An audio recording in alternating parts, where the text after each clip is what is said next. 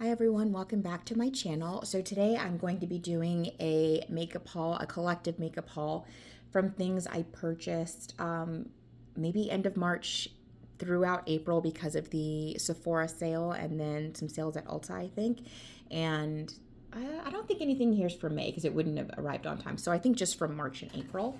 So let me go ahead and get started with the things I got from the Sephora sale. So this is a refill for the Fenty Skin Butter Drop. I already took it out and have refilled it in there, but this is the box. I love this moisturizer. I usually will try to get the big one after they, came out with the value sized one. But this one should last me until the next sale, I'm hoping. I have this and then I have the scented version as well. So I love those and took advantage of the sale to get 20% off. Let's see, what else do I have in here? What do I want to start with? So the next thing I got was the Giorgio Armani Luminous Silk Sunlit Creamy Bronzing Powder. I have been eyeballing this since it came out. Let me get this open. But I held off because I have bronzers that I was using. Felt like I didn't need another bronzer. But one of the bronzers in my project pan, I have been using it up. I am going to go through it. And I really wanted a glowy bronzer. I used to use the Becca bronzer, I think in the shade Infinite Sun. It had a little bit of luminescence to it. This one seemed like it had more and it got really good, reviews and stuff. So I thought I would try it out. I tested out the shades 110 and 120. Both worked for me, but I preferred the shade 110 more because it had a warmer look on my skin. The 120 was a little, not too dark for me. It wasn't too dark, but it was a little more cool neutral on my skin tone. My undertone made it pull a little more cool neutral, and I already have one or two products that do that, and I don't reach for that look all that often, so I went with one that warmed up my skin more. And I have to say, I've tested this out a few times. I really, really like it. There is a lot of sparkle in there, so if you don't like glittery sparkles in your bronzer, this is not for you, but I do like the formula. It applies and blends out really beautifully, so I'm excited to finally have that in my collection. Let's see, I got the Prada Dimensions, what do they call this, durable multi-effect eyeshadow palette.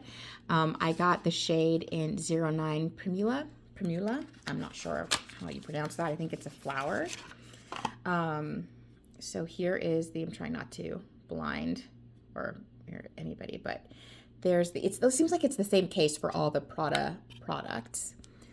But here is the shadows. So I got the darkest color story, and I was really drawn in by that middle reddish brown shade. It kind of reminded me of Max Brown Script. And then the kind of duochrome holographic shade. I have worn this once to test it out to make sure I liked the formula, the colors, the payout. Would this work for deep skin? And it does. It's stunning. It's a very creamy, like matte formula. So there's very little fallout. It has great pigmentation. I think it probably builds up very well. So maybe if you have a lighter skin tone and you like this color, I think if you go in with a light hand and the right brush, you should still be able to wear it comfortably. But for me, I loved it. I loved all the colors in there. They all showed up on me. That shimmer shade was stunning. So I am glad to have that. I think if it hadn't been for this color story, the Prada eyeshadow palettes have not been something that I was particularly interested in, but when I saw that color story, it got me. So the next thing I got from the Sephora sale is the new Givenchy Prisme Libre 4-color pressed powder. I got mine in the shade Eau Fine Popeline Mimosa. And I have the loose powder in the newer formula. I just have the small travel size. And I do not like that under my eye. it's shiny, right? So it does look like a little bit of a highlighter effect under there, but it's fine for all over my face. It's not my favorite. My Hourglass loose powder is my favorite loose powder for all over the face, and loose powders are not even particularly my jam. But I thought, okay, now that they have a matte version that is a pressed powder, I was really curious. So it comes with this little brush in here, and you can just flip this over. If it's going to cooperate. And then you have the 4 shades in here. So they're meant to like brighten, color correct, even, blur, all that kind of stuff. So I have used this a couple times. I tried it under the eye, much better than the new loose powder formula. It's matte, it blurs. I don't think this is actually the best shade to color correct for me. I'm thinking about trying number 4. The blue and purple tones or the green and purple tones concern me, but I'm also wondering if they'll do the color correcting under the eye that I think they will. I thought about shade 6, but I think that red tone in there is going to turn me a little bit orange. But this is great for all over the face. I've used it a couple times and I like it, so I'm glad I gave it a try and picked it up. Let's see, what else is from Sephora? Here's another Armani. So this is another Giorgio Armani product. This is the eye tint in the shade 30M Cedar. I have 3 of these. Oh my goodness. I have that dark brown shade. I think it's called Wood, and then 2 shimmers. And I wanted something a little more nude-ish. So it wasn't so deep. The brown one is great. It's beautiful, and it makes a really nice, quick, easy, smoky eye. But I wanted something for it, like kind of an everyday, put something on my lid. That's not going to be too dramatic. And I tried this out a couple times, and I really like the shade. It does pull a little cooler tone on me, but the depth of the color works. So I'm really glad I picked that up. And now that I have those 4, I think I'm good. There's not really any other shades I'm looking at right now that I want to add. But those 4 shades, I can do a lot of different types of really quick 1 and done, 2 and done looks that, have no fallout. They don't crease, they don't budge. It's a really good product. The next thing I picked up is the YSL Make Me Blush in the shade 83 Spicy Berry. I got this one because it was purple, right? And I was looking also at the peachy nude shade, but I thought I probably already have something like that in my collection. I don't wear blush all the time. Usually bronzer and some highlight will do it. So I do wear blush, but not every single time I do my makeup. And this was the color that was something I knew I didn't have in my collection anywhere. And the shade kind of reminded me of this blush shade from MAC. It was one of my favorites. I believe it was called Love Crush. I think it was a sheer tone blush, and it was kind of purpley. So this kind of reminded me of that a little bit. And since I don't have that blush anymore, I thought I would give this a try, see how I like it. I've worn it a couple times. I do like it. I think if you're interested in this color, you're going to have to be careful because I can see how it would make somebody look bruised if you don't have the undertone that kind of complements this. I tried it on once, and I think where I put it and how much I placed was not a good look. I've worn it again since then, and it was a much better application. I think this is going to be really nice in the fall. So I like the formula, and this is one of the sheer ones. This is not matte. Does it say on the box what is it called? But I think it's one of the sheer shimmer ones. Definitely not the matte formula, because there's a slight sheen to it when I put it on my cheeks, so it's actually very nice. The next thing I got is the a lot of Givenchy things maybe. I got the new Givenchy Prisme Libre Glow Serum Foundation. I got mine in the shade 5.5W. I tried on 3 different shades. So I really thought the shade 5.8W would be the perfect shade for me, but it is so red. The undertone is so red, or at least it pulls red on me. I thought, you know, once I blended it in, it would settle down, but no, it was just very, very, very, very red. And I have a very, very strong yellow undertone, especially in my chest and my neck. So it just looked very off. So then I tried 5.8N, even though I don't particularly have a neutral undertone. That was better, but it pulled orange, which was better than the red, but still not good enough. You know, it looked off.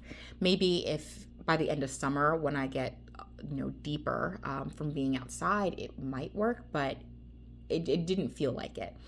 I tried the 5.5W, which I assumed would be too light. And even looking at the bottle, it looks too light for me. It looks like it would make me look kind of ghostly and ashy, but it works. I won't say it's a perfect color match, but what I will say is because of the formula and its consistency, is this like a sheer? I think this is like a light to medium coverage. It definitely doesn't feel like full coverage. It kind of color corrects itself a little bit. So I, you know, trusted the process. I put it on, did everything else, and by the time I was done, it did not look too light. There was no place on my skin where it made me look gray or ashen or anything like that. So apparently 5.5W is the shade that I have in their range. I don't think their range is broad enough, and I don't think the undertones are going to be able to service everybody. So they really need to expand, and they really need to add in some medium deep to deep shades that have a golden yellow undertone. Not everybody that has deep skin has a rosy red or orange undertone, which seems to be what a lot of companies think for some reason. Anyway, the next thing I got, another foundation. This is the Too Faced Born This Way Soft Matte. I was really curious to try this one. I got this in the shade Butter Pecan. I wear the original in Butter Pecan because in the summertime when it's hot, when I wear that foundation, it can get a little runny sometimes. So I thought I would try out the soft matte to see how I liked it, because I like the soft matte Nars foundation so much. And I have mixed this with the original Too Faced Born This Way foundation in Butter Pecan. Just a little bit of this in there to add a little bit of a matte finish to the original, and it worked out really well. So I'll probably be reaching for that this summer. I wasn't going to. I was going to wait until I went through my other color, but I picked up another Saie Dew Bronze. I picked up the shade Stinson. I already had the shade Saie, which I love. I got it, I think, last summer, and it's a great color. It provides a really beautiful skin, skin-like bronze to your face. Okay, there we go. It was not opening. But in the wintertime, when I don't have more of a tanned complexion or darker complexion, I wanted something that was going to be a little more natural and not provide such an intense bronze. So I thought I would pick up the shade Stinson. I have tried this out a couple of times and I love it. It's a great shade. It's deep enough for me to see it and its effect on my skin, but not as deep as Saie. So Saie is what I'll be wearing once the summer heat hits and I'm outside all the time, but the Stinson shade is what I'm reaching for right now, and then what I'll reach for again in the fall and winter time. Let's see, what else did I get from Sephora? Okay, so then I got the Haus Labs blush in the shade Hibiscus Haze, and it's really pretty. There's another blush I'm going to show you that ends up being really similar. So I think I'm actually going to exchange this for French Rosette because I was really torn between those two shades. And then after getting the other blush shade and seeing how similar they were and knowing I don't need two shades of this color or two blushes of the same shade, I think I'm going to exchange this one for French Rosette. But I like the Haus Labs blush formula. I already have Fire Moon, and that's become one of my go-to, everyday nude shade blushes. So why did I put that back in the box? It's a weird habit that I have. So there's that. So let me go ahead and talk about the other blush that I got. I got the Hourglass Unreal Liquid Blush. I'd been wanting to try it since it dropped, but again, I don't wear blush all that often, or at least I haven't in the past. I have been a little more recently. So I decided to pick one up and try it during the sale. I got the shade Whim, which you can see. Very similar to Hibiscus Haze from Haus Labs. So I'm going to definitely keep this one. I like the way this blends into the skin, the effect that it has, and how when it kind of melts into my foundation, it warms up the pink in this shade. This one doesn't, right? It's a powder blush. It sits more on the skin.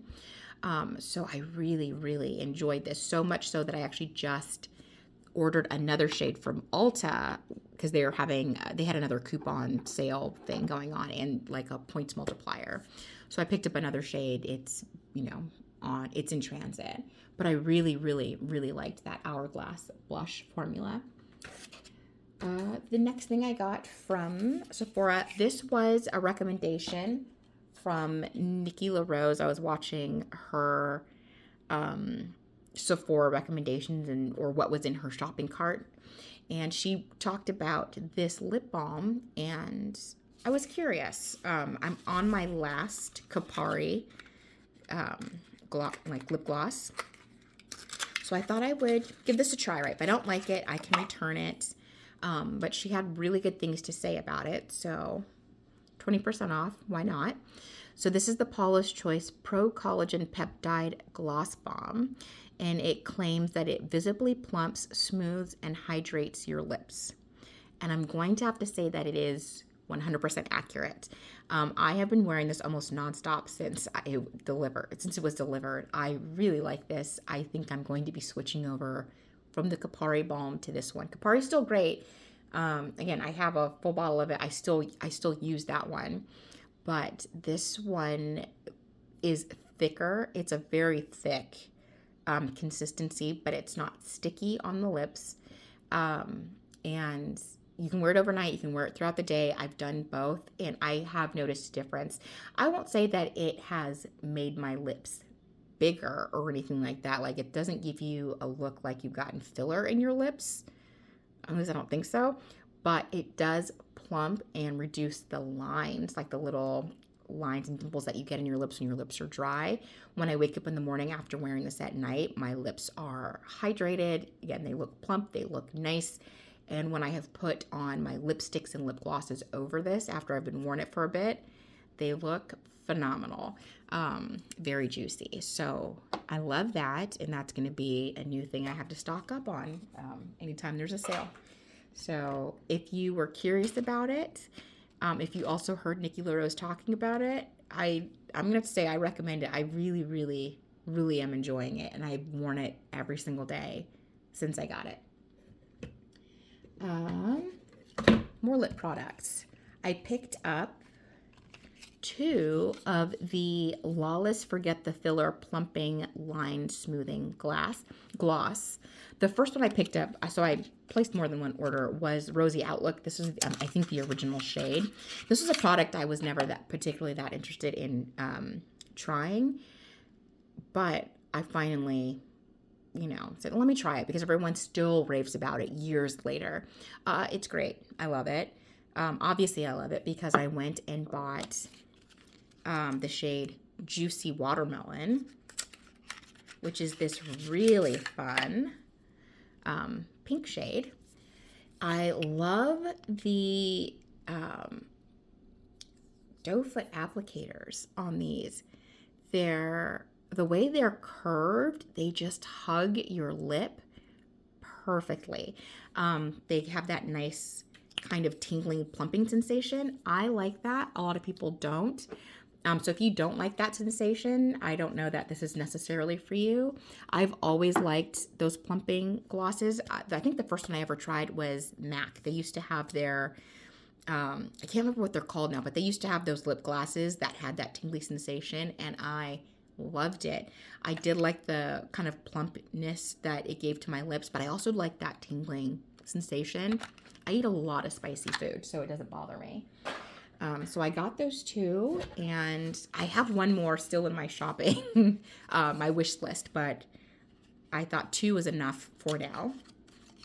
The last lip, is that the last lip product? Yes. The last lip product I got is the Fenty Beauty Gloss Bomb Stick. This is my first one.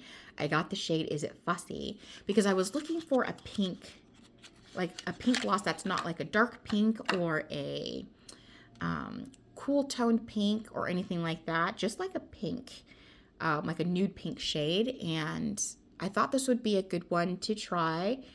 I like the Fenty lip products that I have had and tried, except for the Universal Gloss Bomb. I had that in the shade Hot Chocolate, and it was gritty. That the glitter particles were gritty on my lips, and I do not like that at all. But this one doesn't have that sparkle. So yeah, I got the shade. Is it Fussy? It, goes up easily. You can pull it back down. Let me go ahead and swipe it. So it's a nice pink shade, and I've worn it a couple of times.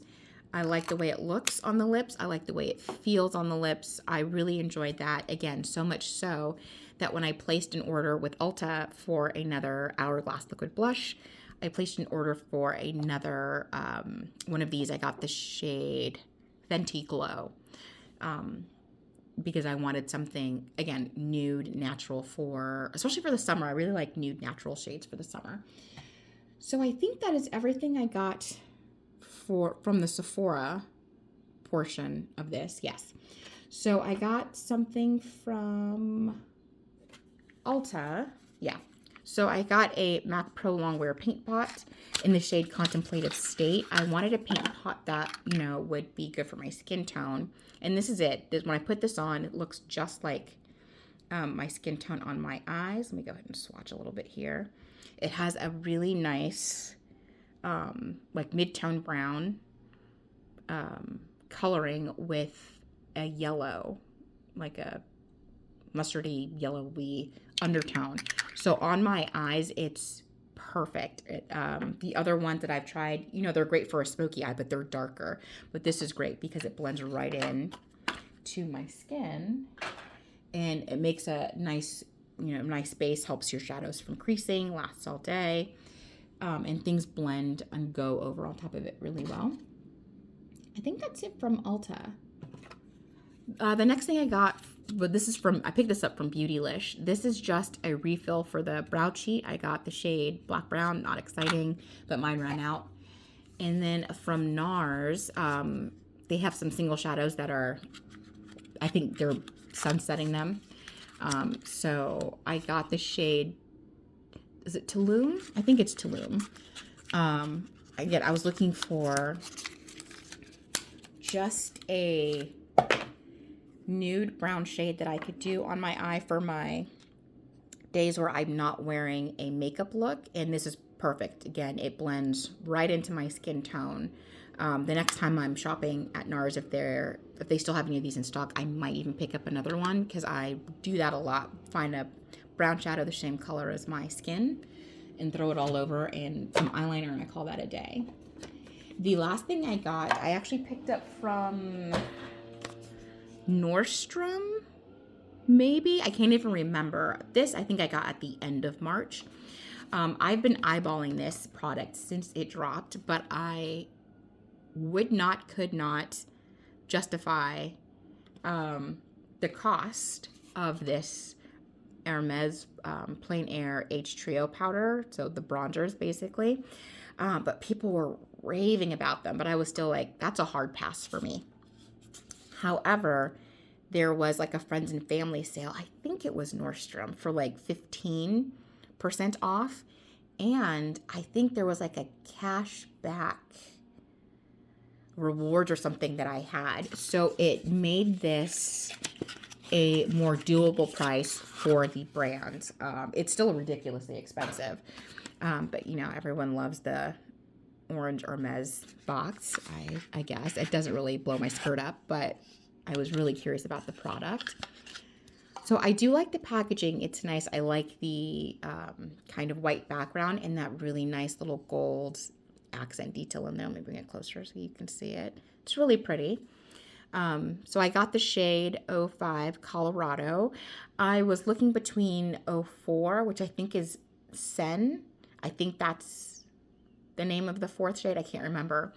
But I wanted something, well, again, I wasn't even sure it would be deep enough for deep skin tones. I'm not sure if this is a company that also knows how to cater to deeper skin tones, but I watched a couple swatches, and this one definitely was showing up on people with deeper skin tones. And I was also looking for something that would be good maybe in the summertime when I am a little deeper. So if it was too deep for the winter, which it's not going to be, I think this is going to be a perfect year-round bronzer. So I've tried it on a couple times to make sure I liked it, because if I didn't, it was going straight back for that. Even with the discount and the cash back, it was still pricey. But it's just been on my mind since it dropped. So I thought, let me just get it, and then, you know, I'll stop thinking about it. So I've worn it a couple times. I really like it so far. I have to play with it some more.